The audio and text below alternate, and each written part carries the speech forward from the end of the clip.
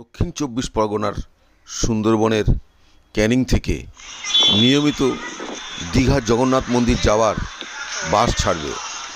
মাতলা নদীর পাড়ে প্রায় 5 একর জমির ওপর তৈরি হয়েছে অত্যাধুনিক মডার্ন বাস টার্মিনাস। স্থানীয় বিধায়ক মাননীয় পরেশরাম দাসের উদ্যোগে এবং মমতা বন্দ্যোপাধ্যায়ের অনুপ্রেরণায় পশ্চিমবঙ্গ সরকারের আর্থিক সাহায্যে এই ফিনিশিং কাজ চলছে, জোর কদমে চলছে এই ফিনিশিং কাজ। পুজোর পরেই শুরু হবে এই রাজ্যের বৃহত্তম বাস টার্মিনাস। এখানে তৈরি হয়েছে 3টে সেট।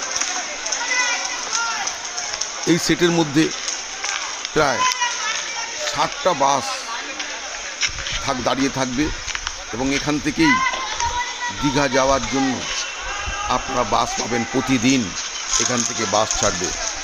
দীঘা ছাড়া বাঁকুড়া, পুরুলিয়া, দুর্গাপুর, বর্ধমান সহ বিভিন্ন জায়গার দূরপাল্লার যে বাস, যেটা ধর্মতলা থেকে ছাড়া হয়, সেই ধরনের একটা অনুকরণে এই টার্মিনাস তৈরি হয়েছে। এখান থেকে আপনারা অনেক দূরে দূরে বাস ছাড়বার যে বাসগুলো আপনারা পাবেন নিয়মিত প্রতিদিন, এবং সেই বাসগুলো এখানে সবসময়ের জন্য থাকবে এবং প্রতিদিন ছাড়বে নিয়মিতভাবে। সঙ্গে থাকছে উন্নত মানে অত্যাধুনিক টয়লেটের ব্যবস্থা থাকছে। বর্তমানে এখানে বিভিন্ন ছেলেরা খেলাধুলা করতে আসে, কেউ কেউ মর্নিং ওয়াক করতে আসে, কেউ কেউ বিকেলে ইভিনিং ওয়াক করতে আসে।